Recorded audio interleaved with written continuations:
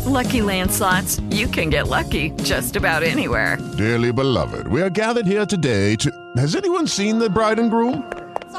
Sorry, we're here. We were getting lucky in the limo and we lost track of time. No, Lucky Land Casino, with cash prizes that add up quicker than a guest registry. In that case, I pronounce you lucky. Play for free at LuckyLandSlots.com. Daily bonuses are waiting. No purchase necessary. Void where prohibited by law. 18+. Terms and conditions apply. See website for details.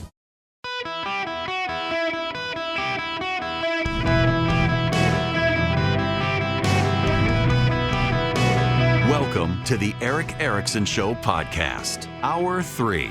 Greetings and welcome. It's Eric Erickson here across the United States of America. Glad to have you with me. The phone number is 877-973-7425. It is an open line Friday. I'm happy to have you with me. If you text Eric, E-R-I-C-K, to 33777, you can get the live stream, the podcast, the show notes, and all my social media links. Follow me around. I don't know what I'm cooking this weekend, but I'm cooking something. I want to talk to you about the man who was killed in Utah. It is a tragedy. Craig Robertson in Provo. If you haven't heard, the FBI went to his home. Now, here's the problem. I have to caveat this to begin with I don't know that we can take everything at face value. Remember, Christopher Wray, the FBI director, went to Congress just a couple of weeks ago, was asked about the FBI having blacklisted Catholics, and they were investigating traditional Catholics who like the Latin Mass, that suspicious that they might be some sort of right-wing terror group, traditional Catholics who like the Latin Mass. And Christopher Wray said those people have been disciplined. It was only one FBI office that was taken care of, and it turns out it was actually multiple FBI offices. The FBI they haven't exactly earned their trust lately. And so we are told they went to Mr. Robertson's home in the morning. They had a warrant. They ordered him out of the house. He did not come out of the house. They went in. He was shot and killed. He's a 75-year-old, morbidly obese man of limited mobility.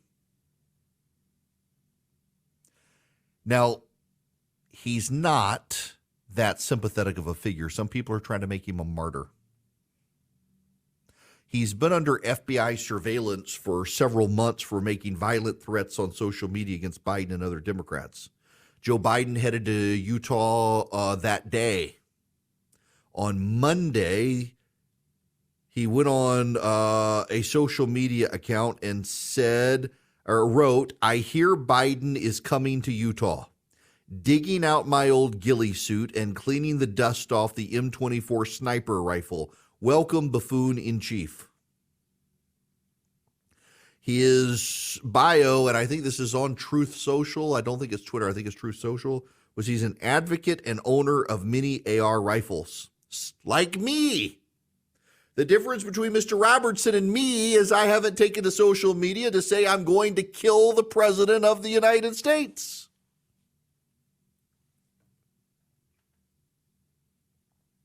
Listen, I do have trouble being sympathetic to a man who is dumb enough to get on social media and say, the president's coming, I'm getting out my ghillie suit and sniper rifle. What the hell do you think is going to happen, buddy? Have you not heard the stories about the Secret Service?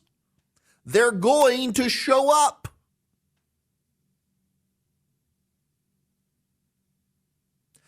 And I am loath, I abhor the idea of Monday morning quarterbacking law enforcement like so many people do.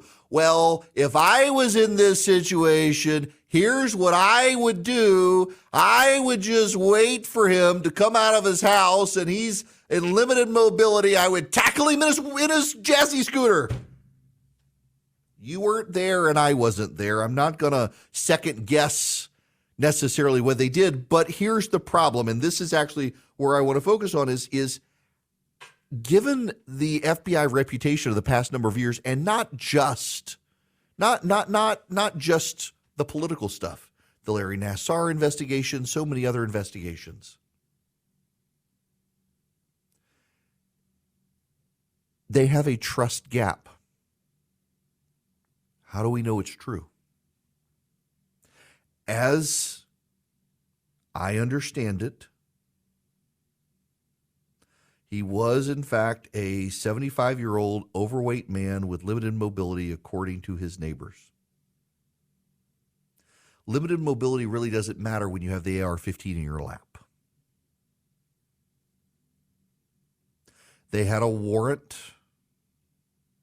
He told them that Robertson told them that he would be armed if they showed up.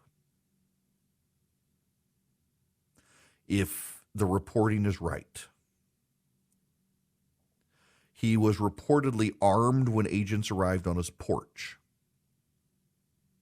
He reportedly made threats to FBI agents that he would use his guns against them if they showed up. It sounds like the man had a death wish. Sounds like he did.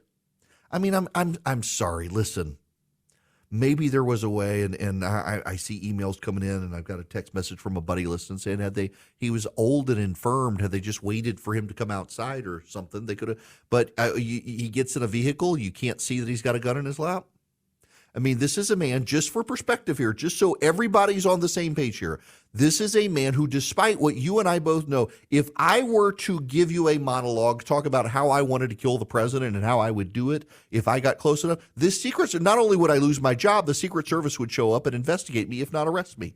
This is something that every single one of you knows. You do not publicly make threats to murder the president of the United States. You're an idiot if you do. You're inviting trouble on yourself if you do. And this man said he was going to dust off his sniper rifle and put on his ghillie suit and kill the president of the United States. What did he think was going to happen? And then he begins to taunt the FBI agents, if you come for me, I'm going to use my guns on you. And he's armed when they show up. As far as we know, and that's the problem here, is if we take it at face value, yes, this man's no martyr. He had a death wish. He was asking for it and probably did provoke him. Who cares that he's 75 and infirmed? I could be 75 and infirmed and lay an AR across my lap and still maneuver it pretty quickly and shoot somebody if I wanted to, particularly if I regularly shot, as this guy apparently did. The problem here is that we just don't know that we can take the FBI at their word anymore. Let me read this to you from the Associated Press. This is how they cover it. An armed Utah man accused of making violent threats against President Joe Biden was shot and killed by FBI agents hours before the president landed in the state Wednesday, authorities said. Special agents were trying to serve a warrant on the home of Craig DeLeo Robertson in Provo, south of Salt Lake City, when the shooting happened at 6:15 a.m. Robertson was armed at the time of the shooting, according to two law enforcement sources who spoke on the condition of anonymity. Robertson posted online Monday he heard Biden was coming to Utah and was planning to dig out a camouflage suit and begin cleaning the dust off an M24 sniper rifle, a post that came after months of graphic online threats against several public figures, according to court documents. Robertson referred to himself as a MAGA Trumper, a reference to former President Donald Trump's Make America Great Again slogan, and also posted threats against top law enforcement officials overseeing court cases against Trump. Neighbors describe Robertson as a frail, elderly man. His online profile put his age at 74, who walked with the aid of a hand-carved stick, though he regularly carried guns. They said they didn't see him as a threat. There's no way that he was driving from here to Salt Lake City, setting up a rifle and taking a shot at the president. 100% no way, said Andrew Maunder, a neighbor outside a church across from Robertson Street.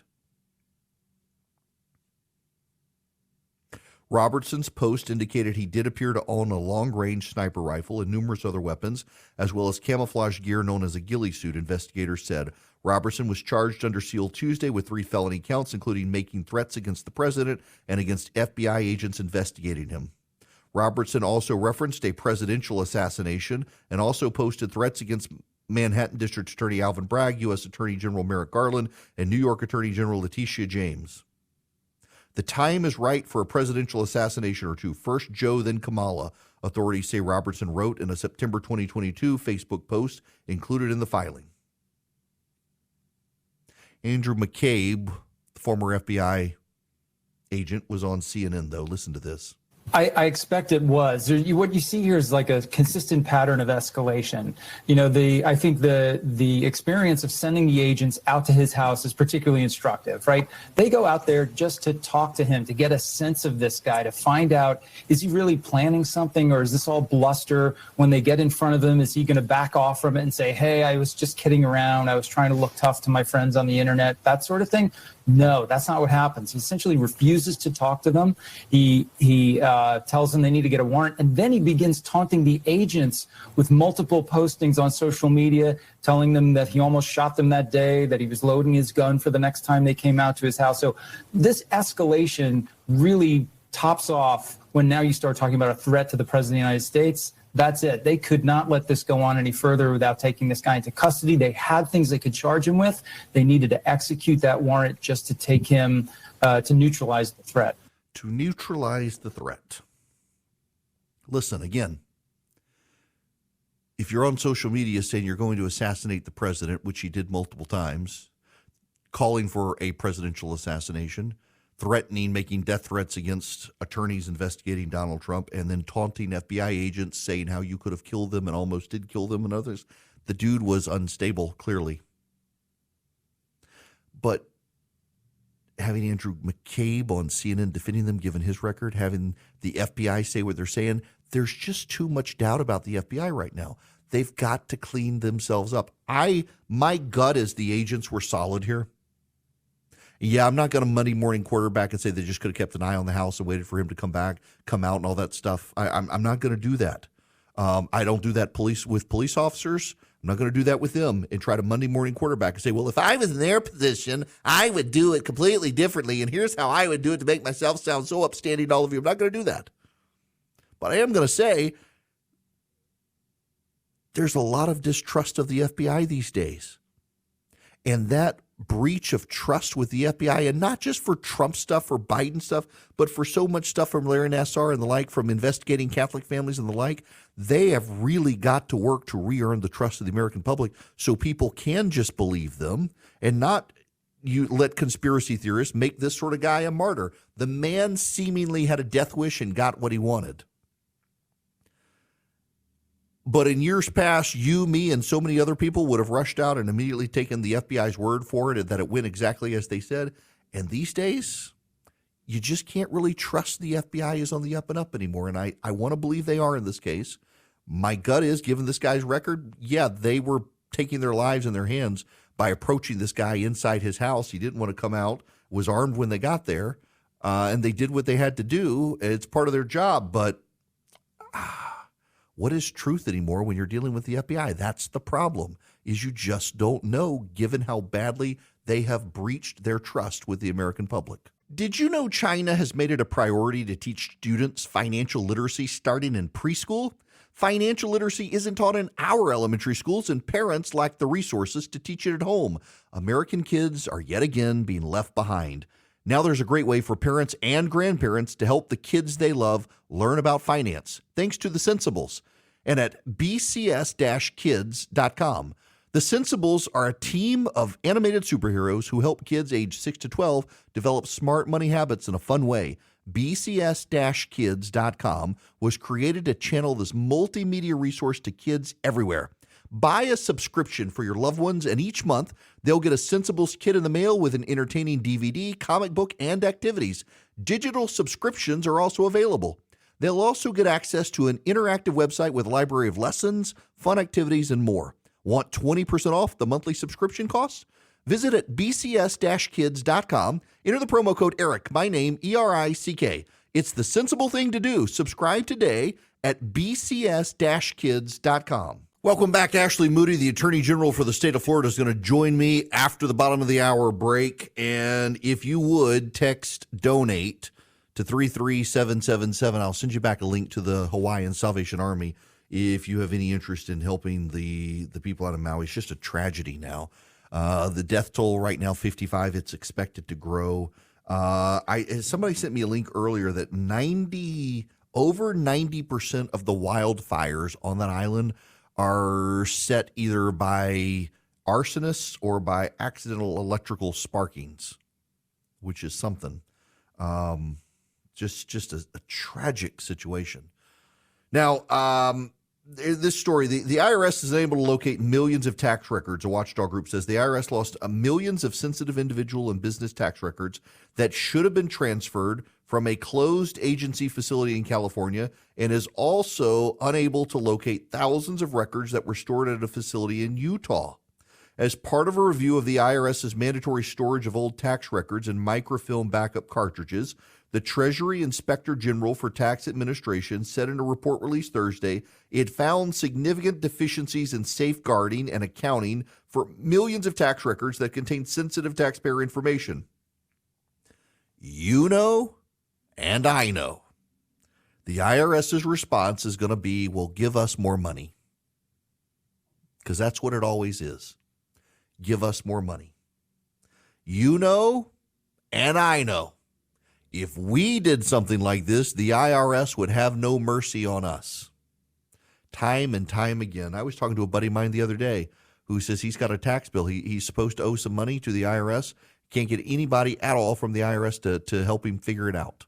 It was a non-certified letter, he said, and they said not to worry about it. They knew he owed something within a range, and they wanted to put him on notice, getting prepared for the bill. And he's never gotten the bill. Doesn't know what it is. Doesn't know how much he owes.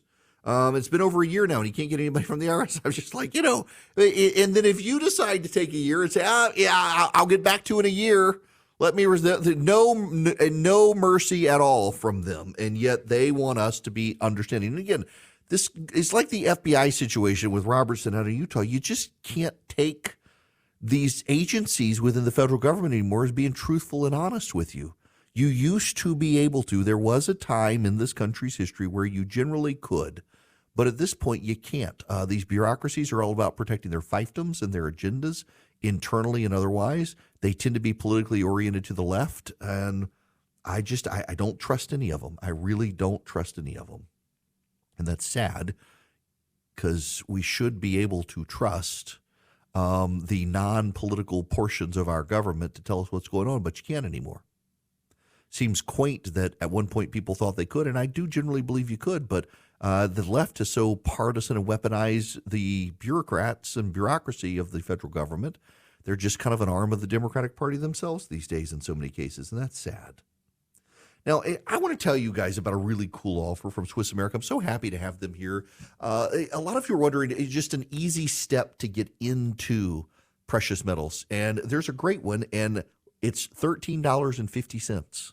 $13.50. Swiss America, it's offering my listeners Walking Liberty half dollars, $13.50 each delivered. You can get up to 250 of them per order. And they really are. I've got mine. I love it. So I've got a half dollar, but I was gifted a dollar one a while back, and it's ridiculous because it costs so much to actually make the silver dollar. And it's like $80 to buy one, and it's technically the face value of it. It's $1, but they're great because, they're pure silver, and they're great investment opportunity for you. Swiss America has them. To get them, all you have to do is call them at 800-289-2646, 800-289-2646. You can also text them at 800-289-2646. Tell them you're coming because of me, and you get this great deal, a Walking Liberty half dollar for $13.50 each delivered, limited 250 coins per customer while supplies last. You can go to SwissAmerica.com/Eric as well, SwissAmerica.com/Eric. Mention Eric when you call or text 800-289-2646. Take advantage of this. Message and data rates may apply, or go to SwissAmerica.com/Eric. Get your own Walking Liberty half dollar. See it for yourself. I am a small businessman. The company that I run for my radio show, it's a small business. I've got employees. I don't have HR. You may be in that situation and you may really need HR. Well, you may want to talk to Bambi. When running a business, your employees can create all sorts of interesting situations and they could get you in trouble. What happens when two employees are squabbling? One of them smells bad all the time. What do you do? How do you navigate the rules? With Bambi, you get access to your own dedicated HR manager starting at just $99 a month. They're available by phone, email, real-time chat. Onboarding and terminations run smoothly. Team members reach peak performance. Your business stays compliant with changing HR regulations. Let Bambi handle your employees for you. Their HR autopilot automates important HR practices like setting policies, training, and feedback. Listen, you want U.S.-based HR managers who give you experience, expertise, a personal touch you need to make it seem like they're a part of your team. They could cost $80,000 a year, but Bambi starts at $99 a month. Schedule your free conversation today to see how much Bambi can take off your plate. Go to Bambi.com right now. Type in Eric Erickson under podcast when you sign up. It'll help you. It'll help your company grow. It'll help you keep peace of mind. It's spelled B-A-M-B-E-E. BAM, B-E-E.com. Bambi.com. Type in Eric Erickson. It is Eric Erickson here, coast to coast, now all the way down the coast of Florida on WFTL, as well as Orlando and Jacksonville, and the governor of Florida making news right now. I just got the text message. He becomes the first of the presidential candidates to organize all 99 counties in Iowa. That is, he's got a campaign chair committed to his cause in each of the 99 counties in Iowa, but the first of the 2024 candidates to get this done. He also made big news yesterday, removing from office a progressive state attorney in the state of Florida. MSNBC went into complete meltdown mode yesterday. The state attorney oddly held a very combative press conference declaring him a dictator and gave the Antifa fist in the air at the end of her press conference, which kind of tells you right there everything you need to know. But to tell us more, I just so happen to have on the phone the Attorney General of the state of Florida, Ashley Moody, joins me. Now, it's rare for me to twice in 2 weeks have people on who are graduates of the University of Florida, but I'm putting that aside. Well, go Gators. Let's just start by saying that. Yes, but also Stetson. Okay, first of all, I got to say, so having gone to law school, you went the extra step and got the LLM at Stetson in their international program, which is no easy feat. So good for you. I did. You know, international law continues to fascinate me. You know, how countries decide what law is really unique and has a long-standing, interesting history. So we can do a whole program on that. But I'm always fascinated. So one day we could, and law. I'll just tell you that. So I grew up overseas, and I'm fascinated by international law, but I took one semester of European Union law, and I was like, nope, I'm done. I don't want to do anything about this.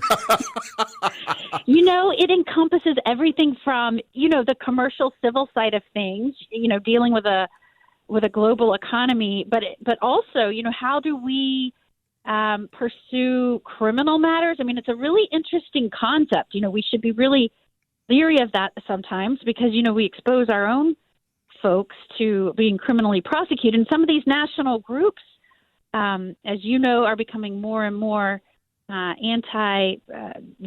So it's an interesting field of law and one that is ever changing from civil to law of war. And it will always be fascinating to people who are trying to lead in this nation of ours. Yeah, that's true. Oh, okay, so let's pivot here to Monica Worrell, Orlando State Attorney. I'm on now. They're listening to us live on WDBO in Orlando. Removed from office, suspended, I guess I should say, by the governor yesterday. What prompted the suspension? You know, this state attorney is emblematic of what is happening around the country. In fact, if you look at some of the social media descriptions that she puts out, her first thing she puts out is an agenda to, you know, revamp and totally undo the system before she puts that she's a prosecutor. And so, you know, you're seeing the effects of this all over the nation. And we started seeing this particularly in the Ninth Circuit, where cases were not being prosecuted. In fact, she has the highest dismissal rate of any prosecutor in our state. We have 20 state attorneys, 20 different circuits, and her dismissal of charges was almost half of the cases that law enforcement was bringing to her. So think about that.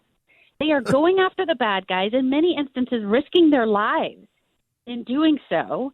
And when the cases are brought forth to what has always been, historically been a partner in law enforcement, which is the top prosecutor in a circuit, she's dismissing almost half of those cases, which is well beyond what even the other, let's say, Democratic or same party state attorneys within our state. So, I thought it's very important to point out to people, because the response is going to be, oh, this is in some way political. Well, the numbers speak for themselves. If you compare the numbers and see how she's dismissing charges, not following up on juvenile cases, even violent charges, it's really scary time for that circuit. And so, you have to have a person that has the trust of law enforcement, that they'll take the baton and carry it through the finish line, make sure dangerous people are separated from the community. That's what keeps us stable and safe. And so, I charge and challenge anybody, any reporter, any person questioning this, to read the executive order and look at the statistics. Well, and so for perspective here, and I'm looking at the Neighborhood Scout website so people understand this, as of 2022, the crime index for Orlando is you're only safer than 4% of U.S. households. If you want a super safe neighborhood, you'd want 100 on the score. This is 4, and according to this independent site, your chances of being a victim of a violent crime in Orlando is 1 in 121 people, which is much higher than the state of Florida overall. And your chances of becoming a victim of a property crime is 1 in 28 homeowners in Orlando, and it's skyrocketed over the past number of years. I mean, correct me if I'm wrong, but it does seem there's this correlation between a willful failure to prosecute crimes and a rise in crime.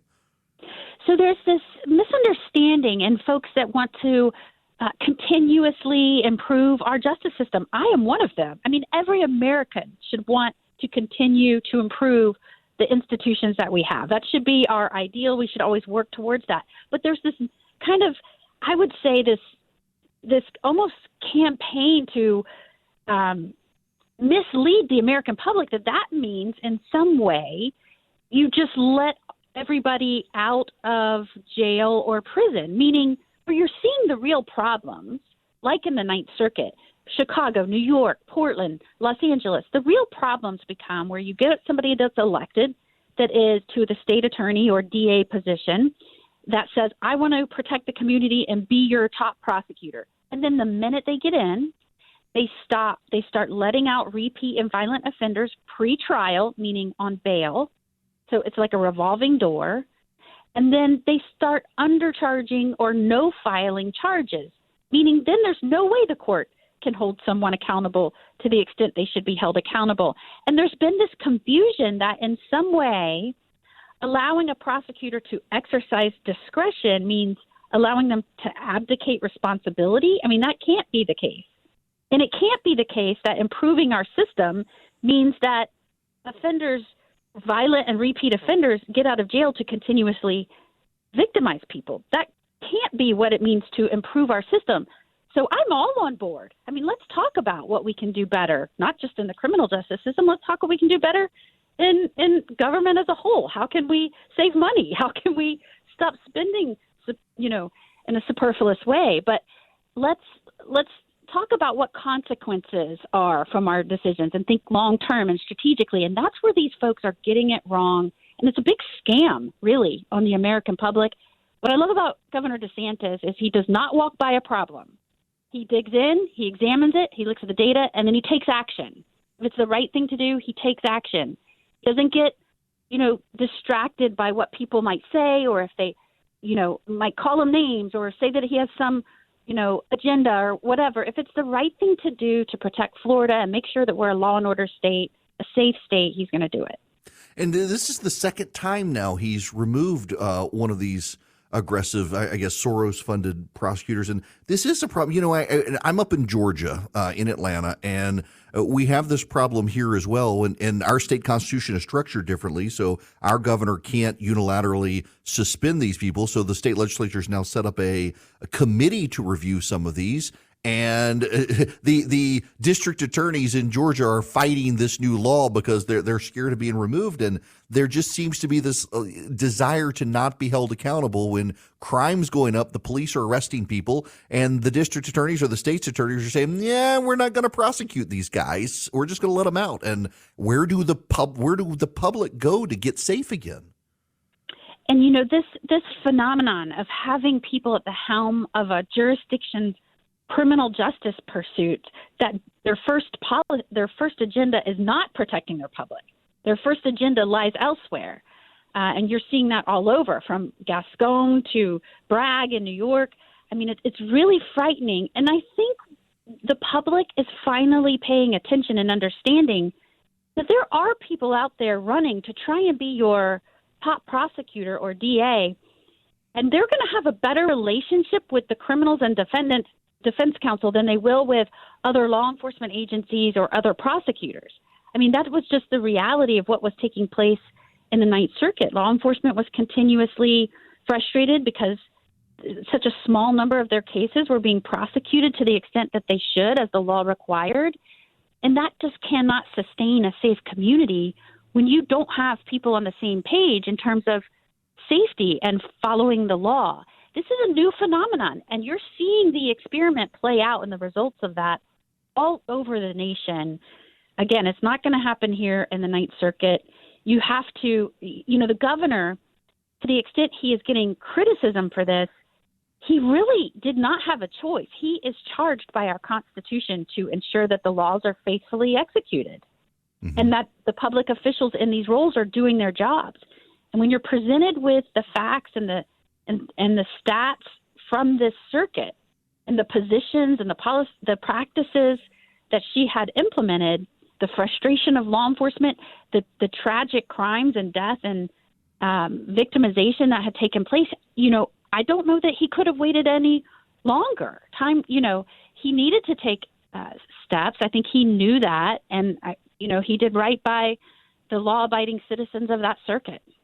Well, and listen, I before you get off here, and for those of you who are wondering, this is the Attorney General, Ashley Moody of the state of Florida, and you were also an assistant U.S. attorney, and you were a judge in Florida before you became Attorney General. So this is, you've kind of seen this from the bench and from a position of the U.S. attorney and now Attorney General for the state, the issues of when prosecutors don't want to prosecute, what happens?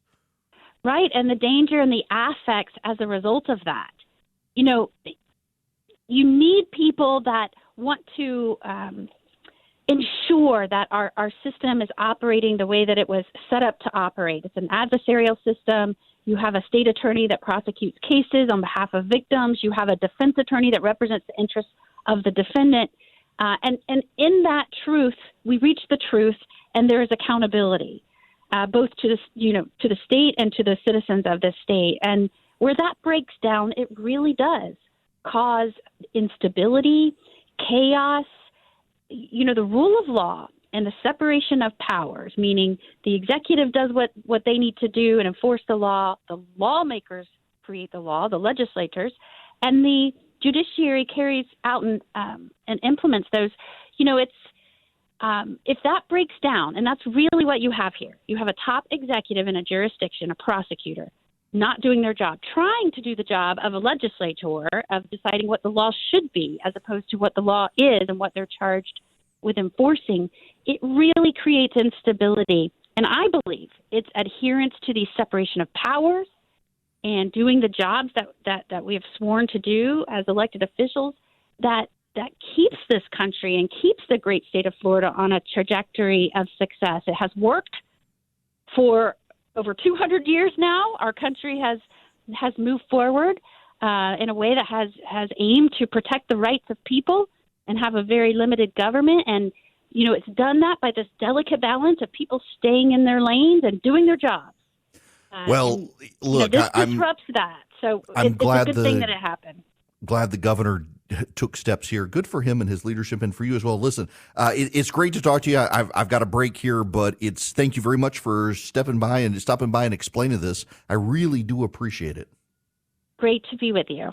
Thank you. Ashley Moody, the Attorney General for the state of Florida. Governor Ron DeSantis removing the Ninth Circuit state attorney in Florida, Ms. Worrells, who came out and gave the Antifa salute and called him an authoritarian for doing it. But he, the governor of the state of Florida, just so happens to have the power to do it. So he did it. The Orlando area better off. Their crime has trended down in Orlando over the last couple of years, but it's still much higher than the state as a whole, including proportionally, looking at some of the other metropolitan areas in the state. In the last couple of years, they've seen a spike that other areas without these aggressive left-wing prosecutors haven't seen. So the governor of Florida keeping the people of Orlando safe. Thanks to the Attorney General, Ashley Moody, for stopping by. We'll be back. Hello there. It is Eric Erickson here. The phone number 877-973-7425. Bo Snerdley, yes, that Bo Snerdley just sent me this. This is fantastic. A man and his family ditched their $115,000 electric vehicle during a family road trip in July, switching to a gas-powered rental vehicle after being unable to charge the truck. According to the Canadian Broadcasting Corporation, Dalbir Bala left his 2023 Ford F-150 Lightning in Minnesota after being unable to charge the EV at two separate charging stations along the way on his family road trip from LaSalle, Manitoba to Wisconsin Dells, Wisconsin, according to Canadian Broadcasting. Bala had planned his route to stop at charging stations to accommodate the 320-mile range limit the vehicle had for its battery. That's when we decided we don't want any more distraction or frustration. Electric vehicle, new technology, impressed with it. That's what made me buy it. But when he tried to charge the vehicle at Albertville, Minnesota, he was met with a faulty connection message when he plugged it into the charging station. He called the number on the charger following the error message, but nobody responded.